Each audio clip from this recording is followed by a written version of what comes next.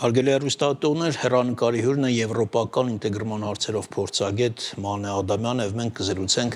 Հայաստանում անցկացվող եվրոպական համայնքիության գագաթնաժողովի դրա կարևորության, նաեւ խնդրահարույց հարցերի մասին։ Բարև ձեզ, Տիկին Ադամյան, շնորհակալ ենք մեր հրավեր ընդունելու համար։ Այս օրերին երևի ամենաշատ հնչող, ամենաշատ քննարկվող հարցն է, թե ինչ է տալիս կամ ինչ է տալու այս գագաթնաժողովը մեզ Հայաստանին։ Շատ լավ, շնորհակալ եմ հրավերի համար։ Նախ եւ առաջ փորձենք հասկանալ ինչ է գագաթնաժողովը, հա, եվրոպական ամբողջ քաղաքական համայնքը այս պահին գտնվում է Հայաստանի Հանրապետությունում, այսինքն Եվրոպական միության անդամ պետությունների եւ անմիջական հարևան գործընկեր պետությունների ղեկավարները եւ կառավարությունների ղեկավարները։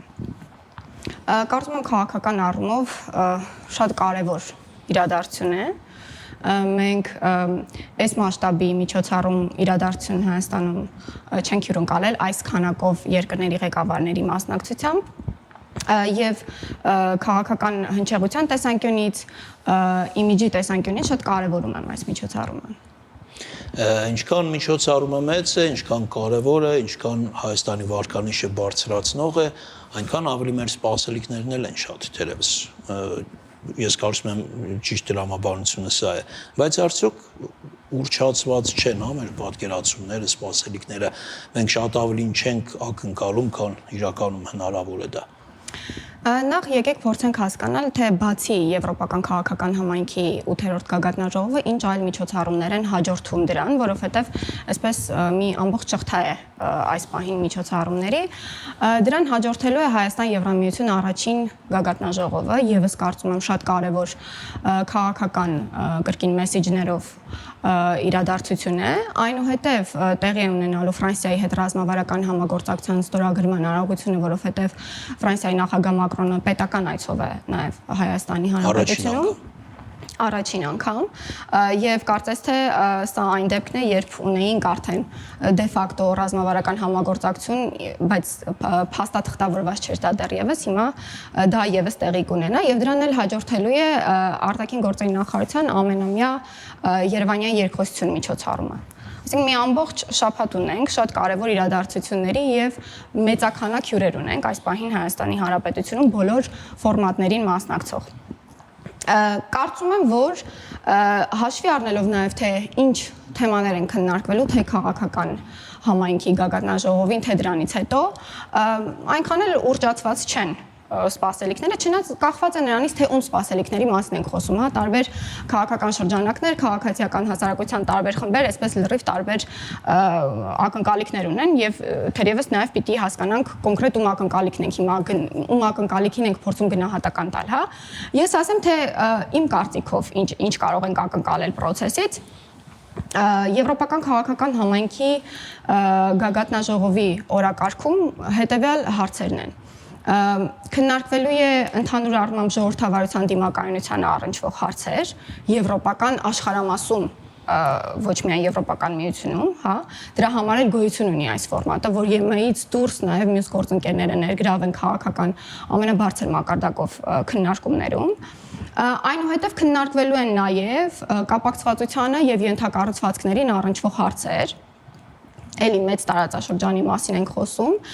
քննարկվելու են տնտեսական եւ էներգետիկ անվտանգությանն առնչվող հարցեր։ Ես կարծում եմ, որ սա շատ լավ առիթ է Հայաստանի Հանրապետության համար տարածաշրջանային խոշոր ենթակառուցվածքների քարտեզում իրեն դիրքավորելու։ Մենք գաղտնիք չէ, որ տասնամյակներ շարունակ դուրս ենք մնացել տարածաշրջանային բոլոր առանցքային ծրագրերից, ոչ միայն ընդ որում հաճախ երբ որ սրա մասին խոսում ենք, մարդիկ մտածում են էներգետիկ ծրագրերի մասին, բայց ոչ միայն էներգետիկ ծրագրերը, որոնք եւս իհարկե շատ առանցքային են, նաեւ ենթակառուցվածքային մյուս ծրագրերը բոլորը շրջանցել են Հայաստանի Հանրապետությունը։ Այսօր միջոցառման շրջանակում այս կարևոր հարցերը քննարկվելու են եւ հյուրընկալ պետությունը միշտ ավելի մեծ հնարավորություն ունի իր կարիքները ներկայացնելու, խոսելու, քննարկելու։ Կարծում եմ բոլորը տեսել են, որ Երևանից պետական պաշտոնյաները նաև երկկողմ հանդիպումներ են ունենում, մեծաքանակ հանդիպումներ, կարելի է երկկողմ գործընկերների հետ բարձրացնել այս հարցերը, որոնք կարծում եմ տնտեսական ընդհանուր առմամբ զարգացման տեսանկյունից Հայաստանի համար խիստ կարևոր են եւ հեռանկարային բովանդակության տեսանկյունից նաեւ էներգետիկ առումով էլ ներողություն եմ խնդրում մեր հիմնական կախվածությունները այս ոլորտում մեծ են եւ լուծումներ գտնել գործընկերների հետ նաեւ այս հարցի հետ կապված կարծում եմ կարևոր է Սկզբում նշեցինք, որ Հայաստանի դերը կշիռը իմիջը, հա, վարկանիշը մեծանում է, արդյոք նաև մեր անվտանգային բաղադրիչն է մեծանում։ Անվտանգությունը այն ոլորտն է, որը Եվրոպական միության հետ մեր քննարկումներում ավելի նոր ուղղություն է, բայց կարծես թե այսպես ակտիվացող ուղղություն է։ Գիտեք, որ Եվրոպական խաղաղության հիմնադրամի միջոցով Հայաստանի Հանրապետությանը երկու անգամ 10 միլիոն եւ 20 միլիոն եվրո աջակցություն տրամադրվեց, ոչ մահաբեր ուրեմն զինատեսակների մասով նաև աջակցություն կա զինված ուժերին եւ ընդհանուր առմամբ այս ուղղությամբ համագործակցությունը մեկնարկել է, այսպես ասեմ։ Կարծում եմ նաև քաղաքական առումով, եթե խոսում ենք երկարաժամկետում անվտանգության մասին, կարևոր է, որ կարողանանք ենթակառուցվածքների միջոցով ամրագրել տարածաշրջանում խաղաղությունը եւ դա հնարավոր է իմ կարծիքով անել միայն եթե տարածաշրջանի երկրները միմյանց եւ տարածաշրջանը մյուսներին աշխարհին կապող տրամաբանական ենթակառուցվածքներ լինեն, որոնք կլինեն մեկ ամբողջական ցանց։ Այսինքն չխոսենք այսպես կտորներով տարբեր տեսակի ենթակառուցվածքային ծրագրերի մասին, ինչը դեռևս այսպես ամբողջական ինստիտուցիոնալ հստակ պատկերացում կարծես թե նույնիսկ Եվրոպական միության մոտ չկա։ Վերջերս ասեմ, որ այս առումով Եմեն ջանքեր է գործադրում, ուսումնասիրություններ են արվել տարբեր տեսակի, որ փորձեն հասկանալ, թե ուրեմն Կենտրոնական Ասիան Եվրոպային կապող ինչ ենթակառուցվածքներ պետք է լինեն եւ Հարավային Կովկասը այս պատմության մեջ շատ կարեւոր դեր ունի։ Այս առումով նաեւ կարծում եմ, որ Հայաստանը այս պահին համարվում է վստահելի գործընկեր տարածաշրջանում եւ միջոցառման հյուրընկալումն էլ դրա նշաններից մեկն է։ Պարզ է, ինչ կասեք Ադրբեջանի նախագահի այս հերավար ձևաչափով միջոցառման մասնակցելուց։ Դե գիտեք, որ հրավիրված են բոլորը նախկինում էլ ձևաչափը ենթադրել է եւ Հայաստանի եւ Ադրբեջանի եւ Թուրքիայի մասնակցություն, Թուրքիայի փոխնախագահն է այս պահին մասնակցում միջոցառումներին, Ադրբեջանն էլ կարծում եմ քննարկումները կարևորելով չի ցանկացել դուրս մնալ, բայց դեռևս Հայաստանում նման միջոցառման մաս կազմելու պատրաստ չէ։ Պարզ է։ Ինչու է այս ամենը տեղի ունենում նախընտրական շրջանում։ Դե իրականում միջոցառման ժամանակացույցը ավելի վաղ է որոշվում, բայց եւ այս պատահական համընկնում չէ, չէ՞։ Շատերն են դրա մասին խոսում։ Ես կարծում եմ, եթե այսպես ազնվորեն նայենք գործընթացին, հետեւյալ պատկերը ունենք, հա։ Եվրոպական միությունը նոր չէ, որ իշխանությունների ամենատարբեր նախաձեռնություններին քաղաքական բարձր մակարդակով աջակցություն է հայտնել, սկսած խաղաղության խաչմերուկից, վերջացած ժողովրդավարական տարբեր ուրեմն բարեփոխումներով, շատերը կարող են մատնանշել տարատեսակ թերություններ այս գործընթացում, բայց ընդհանուր առմամբ պարբերաբար ամենաբարձր մակարդակով նաև երկխոսության ֆորմատներում արձանագրվել է առաջընթաց այս ուղղություններով եւ աջակցություն քաղաքական։ Կարծում եմ այդ առումով նորություն որպես այդպեսին չկա եւ եթե այդ դիտանկյունից նայենք, կարծում եմ նաև կարելի է արձանագրել, որ նույնությամբ Ռուսաստանի նախագահի եւ Հայաստանի վարչապետի վերջին հանդիպման ժամանակ էլ Ռուսաստանի նախագահն օրինակ կոնկրետ աջակցություն հայտնեց այն քաղաքական ուժերին, որոնք որ պրոռուսական են, հենց իր ձևակերպումներով եւ նաեւ ասաց, որ հույս ունի, որ քաղաքական գործիչները, որոնք ունեն ռուսական ազնագիր, խնդիր չեն ունենա մասնակցելու ընտրություններին եւ այլն եւ այլն։ Ուզում եմ ասել այս առումով տարբեր գուցե այս ընտրությունները պարզապես ավելի վառ են ներկայացնում տարատեսակ աշխարհաքաղաքական բանը բախումներ, եթե այսպես կարելի ասել, կամ ոչ թե բախումներ, այլ դիրքորոշումները ավելի վառ են արտահայտված կոնկրետ այս ընտրությունների գործընթացում, բայց բոլոր կողմերում դա կա եւ կարծում եմ, որ այդ առումով նորություն չկա եւ Եվրոպական միության որևէ պաշտոնակատարել չի բարձր մակարդակով, ուրեմն այսպես չի արտահայտել աջակցություն իշխանություններին ընտրական process-ում, ինչպես օրինակ տեղի ունեցավ Ռուսաստանի դեպքում հենց ընտրությունները մատնանշելով կոնկրետ քաղաքական ուժի մասին խոսելով։ Բայց այն որ կա աջակցություն, կարծում եմ դա ընդհանուր առմամբ հասկանալի է եւ բարձր մակարդակով տարբեր պահերի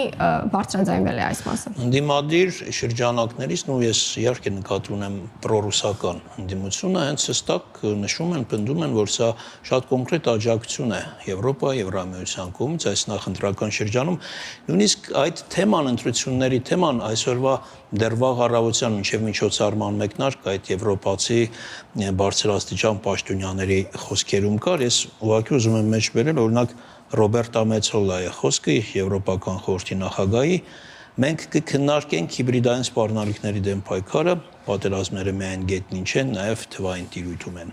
Եվ կայակալասն է ասում է, մեկ ամսից Հայաստանում ընտրություններ են, եվրոպական հեռանկարը սեղանին է, Հայաստանը ինքը կարող է իր ընտրությունը անել, ինքը ընտրել իր ապագան։ Սրանք այն մասին էին, որ ընտրությունների թեման գուցե ոչ ուղղակի, բայց այս ամբողջ միջոցառումների ընթացքում կա։ Տեսեք, հիբրիդային պատերազմի հետ կապված Եվրոպական միությունը աջակցություն հայտնել է նաև ավելի վաղ, առաքելության մասին հայտարարվել է ավելի վաղ, բայց հենց ընտրական process-ները հաշվի առնելով նաև ես կարծում եմ, որ քաղաքական աջակցություն հայտնելը տարբեր ուրեմն կողմերից եւ հիբրիդային պատերազմը պիտի տարբերակել, հա, ինֆորմացիոն մանիպուլյացիաները, ինֆորմացիոն արշավները, կոնկրետ ամբողջությամբ կեղծ տեղեկատվության massայական տարածումը տարբեր գործիքակազմով, դրանք տարբեր են, իսկ ցանկացած իշխանություն, որը որ ունեցել է համագործակցության տարբեր ձևաչափեր, տարբեր ուժերի հետ, կարող է արձանագրել հաջողություն, օրինակ ես կարծում եմ, որ այսօրվա միջոցառումը այդ հաջողության արտացոլումն է որոշակիորեն Եվրոպական միության հետ ստացված ինչ-որ ձևաչափի օրակարգի մասով, հա, կարող է արձանագրել հաջողություն եւ կարող է չարձանագրել հաջողություն այլ ուղղություններով։ Հիմա եթե դու իշխանություն ես, կարող ես մատնանշել այդ հաջողությունը եւ չես կարող հրաժարվել այն բաներից, որոնք չի ստացվել քեզ մոտ, հա, որովհետեւ դա փաստ է։ Եթե իշխանություն չես, կարող ես ասել, որ ես եթե լինեի ավելի լավ կանեի, եթե ես լինեի, դա էլ կկարողանայի անել։ Պայմանական բաներ եմ ասում։ Հիմա իշխանությունը լինելով իշխանություն կարողացել է Եվրոպական միության հետ կառուցել համագործակցության բավական դինամիկ։ Ինչ է Ռուսաստանը այնքան էլ ասենք սրտովը չմենք կարող ենք ինչ-որ պատասխանի, ինչ-որ դրսևորումների կամ գուցե շանտաժի սպասել Ռուսաստանից, որովհետև ասում են, թե Ռուսաստանն նաև վերջին շրջանում հենց շանտաժի լեզվով է Հայաստանի հետ խոսում, օրինակը Ջերմուկի հետ կապված այդ հանքային ջրի դեպքերն են կամ Հովերչուկի հայտնի հայտարարությունը Եվրամիության մաս կազմելու դեպքում օդային տարածքի սահմանափակման։ Մի խոսքով դուք համարում եք, որ Ռուսաստանը մեր հետ խոսում է շանտաժի լեզվով կամ կարող է խոսել եւ կարող է այդ պրակտիկան կիրառել նաեւ այս իրադարձությունից հետո։ Ես կարծում եմ, որ Ռուսաստանի պաշտոնյաները այդ թվում Օվերչուկի վերջին հարցազրույցի շրջանակում այո շատ ավելի այսպես չոր դիրքորոշում ունեն եւ մատնանշում են այն բոլոր կախվածությունները, որ Հայաստանի Հանրապետությունը ունի Ռուսաստանից, այդ թվում տնտեսական մասով։ Դրանք մեզ համար գաղտնիք չեն, ես ինքս օրինակ տարբեր առիթներ ունեցել եմ հրապարակային մանրակրկիտ ներկայացնելու այդ կառուցվածքային կախվածությունները, որ մենք ունենք, բայց ես կարծում եմ դրանք արձանագրելուց հետո Հայաստանի Հանրապետության քաղաքականությունը չպիտի լինի դրանք արձանագրել եւ այսպես քաշվել մի կողմ եւ համակերպվել այդ իրավիճակի հետ ու այլևս ոչինչ չանել։ Ցանկացած լիներ դա Ռուսաստանը թե այլ պետություն, որից մեր պետությունը կունենար նման ծավալի եւ նման խորության կախվածություն, դրա դեմ պայքարելու միակ ձևը այլընտրանքներ ստեղծելն է։ Ուրիշ քաղաքականություն որպես այդպեսին ես չգիտեմ։ Եվ այդ այլընտրանքները ստեղծելու գործընթացը հնարավոր է միայն այլ գործընկերների հետ համապարփակ աշխատանքի միջոցով, ինչը կարծում եմ պիտի լինի մեր քաղաքականությունը։ Տեսեք, շատ է քննարկում նաև Զելենսկու, մասնակցության հարցը, որովհետև ես այսօր նույնիսկ սոցիալական ցանցերում լուսանկարների հանդիպեցի 2020 թվականի լուսանկարների, երբ որ Ուկրաինայի տարբեր քաղաքներում պաստառներ էին տեղադրված փողոցներում, որտեղ գրված էր, որ նոյեմբերի 8-ը Ադրբեջանի հաղթանակի օրն է, Ուկրաինան աջակցում է եւ այլն եւ այլն եւ այլն։ Այդ ժամանակ իհարկե Հայաստանի կողմից դա շատ ցավոտ էր այդ ամենը ընդունվում եւ այսօր հենց դիմադիրների ինչ որ շրջանակ դա է հիշեցնում Զելենսկու մասնակցության հետ կապված։ Գիտեք, մենք պիտի ֆիքսենք հետևյալը, եվրոպական քաղաքական համայնքի գագաթնաժողովը ընդհանուր ի սկզբանե 2022 թվականին Մակրոնի նախաձեռնությամբ երբ որ մեկնարկեց, նպատակ ուներ նաև կարող ասել, որ հանկարծ Զելենսկին չգա կամ իհարկե ոչ։ Ի սկզբանե նաև նպատակ ուներ Եվրոպայի համար ընդհանուր անվտանգային խնդիրների քննարկումը, հաշվի առնելով նաև Ուկրաինայում իրավիճակը եւ հաշվի առնելով Եվրոպայում որոշակի տարամետ կարծիքները տարբեր հարցերի շուրջ եւ աջակցության տարբեր ֆորմատների շուրջ եւ սրանք եղել են շարունակական քննարկումներ սկզբից մինչև վերջ։ Այդ հարցը կա, մեր տարածաշրջանը մեծ առումով ամենատարբեր խնդիրների հետ է բախվում։ Եվրոպական միությունը, ինչպես Ուկրաինայում իրավիճակը այս պահին, այնպես էլ Իրանի պատերազմը, այնպես էլ Վրաստանում տարբեր գործընթացներ, որոնք հանգեցրել են Վրաստանի հետ համագործակցության որոշակի սառեցման կամ ավելի ճիշտ աջակցության ամբողջական սառեցման եւ ինտեգրման գործընթացի դաթարի, այս ամենը գտնվում է եվրոպական քաղաքական համայնքի ուշադրության կենտրոնում եւ տարօրինակ կլիներ, եթե այդպես չլիներ, անկախ նրանից հյուրընկալ պետությունը կլիներ Հայաստանի Հանրապետությունը, թե մեկ այլ պետություն։ Շնորհակալություն հետաքրքիր զրույցի համար, այսքան արգել հեռուստացողներ, մեր հյուրն էր եվրոպական ինտեգրման հարցերով փորձագետ Մանե Ադամյանը։